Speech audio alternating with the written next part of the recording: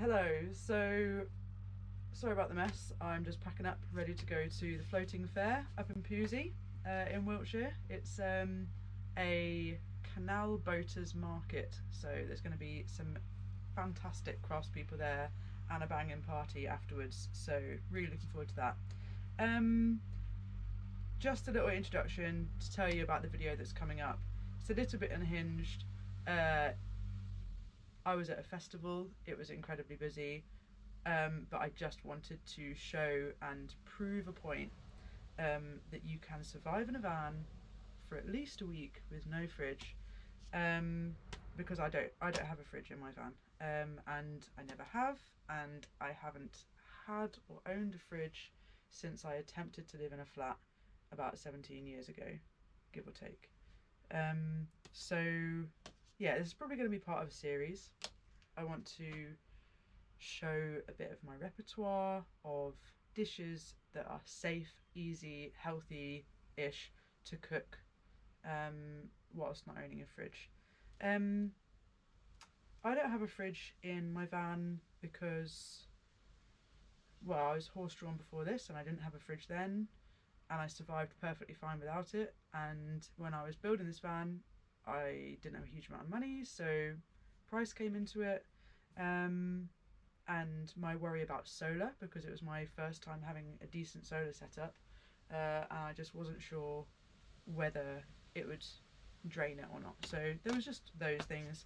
Now, if I was going to choose a fridge or a freezer, I would go with a freezer.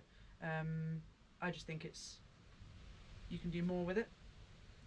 Freeze, batch cooking, uh, ice cream.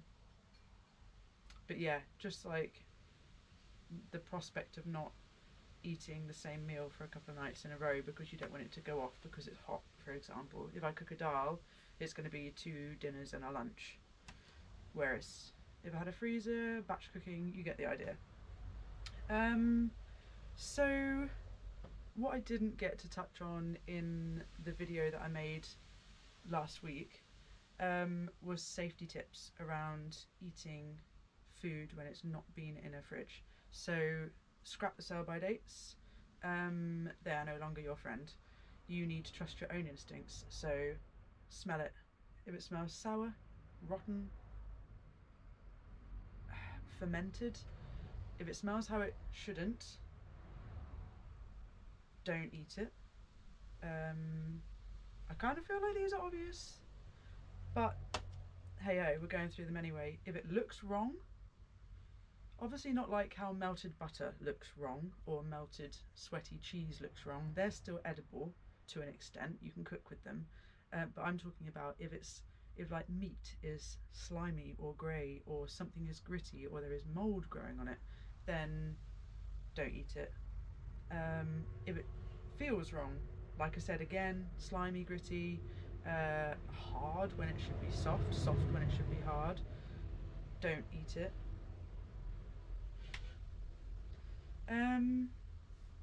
Yeah, I think that's pretty much it. So yeah, last week, like I said, I was at a festival. The meals were a little bit unhinged, but you get the general idea. It was the hottest week of the year, so I feel like that is another reason why it was a good week to record my meals.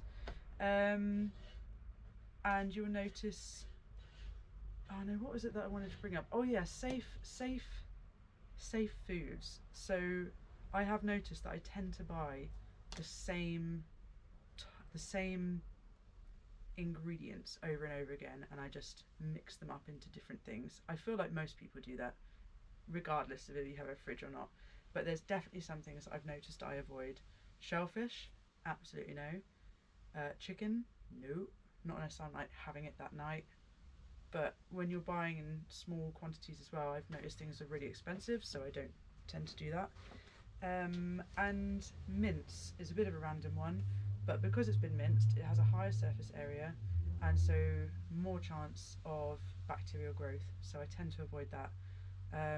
But it is a really versatile ingredient, so if I do buy it, it tends to, be a chili con carne one night and then in a wrap in a tortilla the next day, so it's usually gone pretty quickly.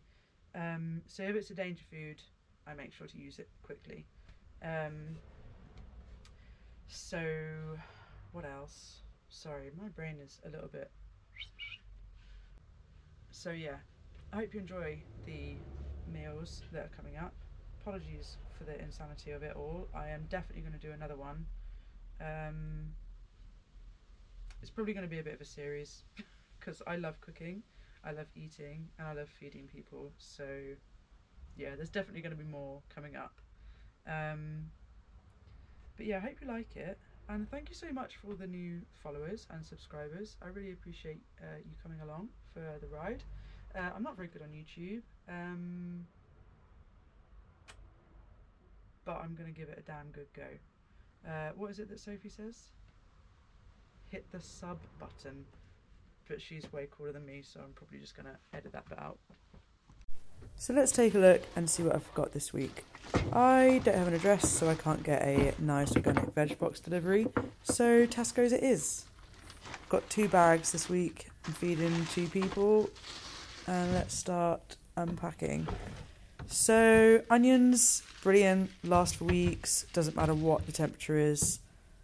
Red cabbage can be used for loads of stuff, wraps, coleslaw, steamed, brilliant, lasts for ages. Mushrooms, these chestnut mushrooms lasted really well from last week, but for some stupid reason I bought the wonky ones from Tesco's and they didn't last as long. I had to use them quite quickly. Cucumbers, really good, very versatile. Peppers don't last as long as you'd think, so I tend to use those up at the beginning of the week. Bananas release a gas that helps vegetables, unripe vegetables, ripen, so I decided to not put them in with my veg because I didn't want it to speed up the decomposition process. Oh my god, so much plastic. Let's make sure that I get rid of the older eggs, not throw them away, I just mean so that I can put the new eggs underneath and the old eggs on top. Eggs last fine out of a fridge. Some weird myth that you have to have them in a fridge. Now, carrots do not last long, especially not in a sweaty bag. So I tend to take them out. Again, they only usually last like 3 or 4 days before they get these weird black spots and go really rubbery. So I use those really quickly in pretty much anything that I can. What else have we got? Oh, I don't know the actual name for this. Tesco's just labels it as Asian cabbage. I'm guessing it's the stuff that's used to make kimchi, but it is absolutely brilliant. You can use it as a lettuce or a cabbage, so raw or steamed, and it lasts ages. That one was actually from last week, and so I'll probably use it in the next day or 2. Yogurt, again, fine out of a fridge. I mean, it's nicer if it's cold, but, you know, beggars can't be choosers. Pork pies don't last very long out of a fridge, but I will probably have those shared with my partner for lunch. Staple dry ingredients, well I say dry ingredients, tinned ingredients, tinned tomatoes and tin of coconut milk. I always make a Thai green curry or tom yum soup towards the end of the week. So what have we got? We've got nuts and seeds, stock, minced garlic, minced ginger, mayonnaise, peanut butter, absolute must. What else have I got in here? Gravy powder. I tend to don't have much gravy in the winter. Oh, emergency porridge. I hate porridge, but it's good to have as an emergency backup. Vanilla for waffles. I love making waffles. But yeah, so all in all, pretty good. We have got some... Oh, just in here, I tend to not use my oven too much in the winter because it's really hot, so I just use it as a bread bin. And I've recently discovered these cream cheese stuffed peppers. They go really nice in wraps. Token beer, long life milk, gross, but needs must. So this is a first meal, kind of like ploughman-y thing, crisps, slaw with that Asian cabbage, tomatoes, cheese, and the pork pie. And yeah, that's pretty much it for a lunch. So what have we got here? Fried onions. I think this is to go with the burgers. Because it was so hot, I did end up making a little fridge for the burgers. So here we've got like mushrooms because I want to get them gone quick. The burgers are slaw. But yeah, I made a little fridge out of an enamel pan and stuck it by the stream where it was cool. This is a wrap. I made like a garlicky yogurt with mushrooms, peppers again because I want to get them gone. Followed by yogurt. I think this had a meringue, chopped mint and chopped apples in it with yogurt mixed in. It was really good. So I thought I would just cut in there and explain that it was this thing that I used as a temporary fridge. It was one of the hottest weeks of the year and I'd bought an excess of food that I didn't particularly want going off before we left the festival field. So I just put some of the heat sensitive things like the pork pies, the butter, the cheese, the milk. I put it all in there and then I took it to the riverbed and I just left it next to the river because it was so much cooler under the trees and next to the water. So you can do something like that if you don't have a stream. If you think that it would be safe, just pop it into your van because it's usually cooler under there. Yeah, use a cool box if you don't have an enamel bread bin. I just have these because I always see them in charity shops and I'm not very good at walking past a bargain, especially when it's enamel. And this beautiful green that says bread on it. And it has a lid. So it had to come home with me. Next day, I think this was just a snack with some mustard. I recorded it because the axe was epic. But yeah, this is all at a festival, so it's just like quick. Sometimes there's no plate at hand. I really need to do the washing up sort of vibe. Yeah, lovely bit of mustard. Done and done. I think that was lunch.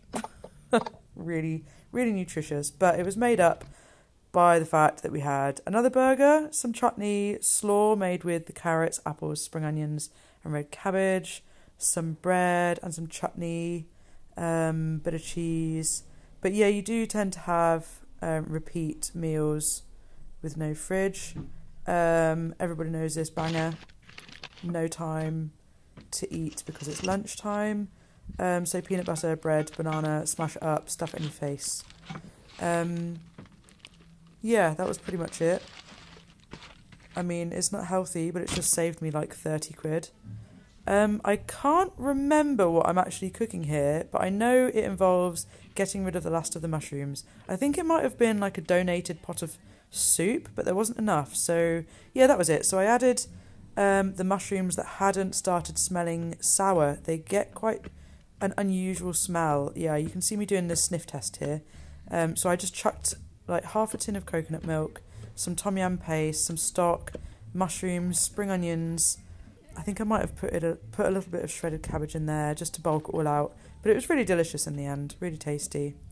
So this is a Thai green curry I was telling you about with a side of tzatziki, which is just mint cucumber yogurt. But yeah, this was my Thai curry. Bit sloppy, but it used up the last of the coconut and all the veg. End of the yogurt pot. Absolute minging scenes going on here. Real random meal going on.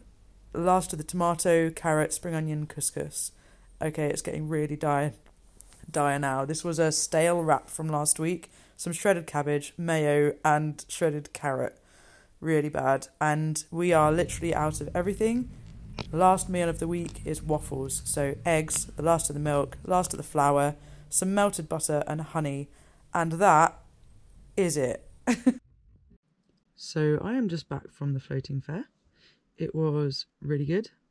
I'm really tired and I've really hurt my neck. I'm just doing the final edits on that food video that I've been plugging away at for the last week, and just adding stupid stickers to it. If you're here at the end of this video, then a massive round of applause to you. I'm going to try and get better at recording and filming and editing, but I am making no promises. Zero. But yeah, hey, I hope you liked it. If you've got any questions, just drop them in the comments and I will do my best to reply. But yeah, hope you have a good night.